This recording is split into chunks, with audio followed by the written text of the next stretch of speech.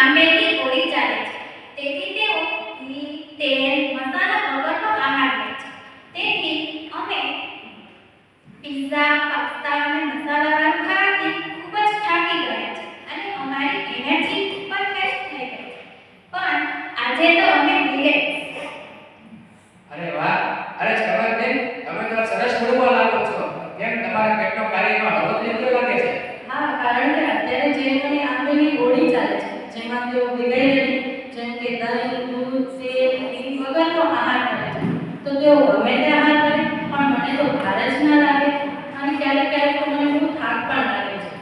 માટે હું આંબે સ્વામી પરમાત્માનો આભાર માનીશ કે આપણે આ તકની આરાધના કરી અને અનેક લોકોને સાતા આપી. અરે વાહ, અરે આરતીબેન, તમે તો કોઈની રજા પર જતા જ નથી. કેમ?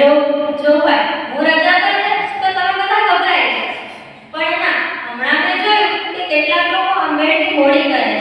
તો તે કારણે તે લોકો સાદો અને સાત્વિક ખોરાક ખાય છે. તો તે કારણે મારું પણ ફંક્શનિંગ, બ્લડ સર્ક્યુલેશન કરવું, બીજા ફંક્શન્સ કરવા એ બધા સાવ ઈઝી થઈ જાય છે. અને તે લોકો પોતાનો વધારે સમય ધાર્મિક કાર્ય કરવામાં કરે છે.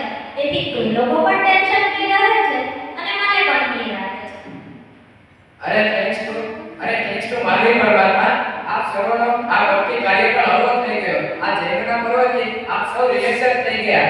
અને ખરેખર એ વાત સાચી જ છે. જૈનનો પર્વ માત્ર શારીરિક નહીં પરંતુ વૈજ્ઞાનિક રીતે પણ આપણે હેલ્ધી રાખે છે. અને જો આપણી હેલ્થ સારી તો આપણા વિચાર સારા, અને આપણા વિચાર સારા તો આપણે બોડી સ્ટેટઅપ આગળ કરી શકીએ છીએ અને આપણે સારું વિચારી શકીએ છીએ. જય જૈન.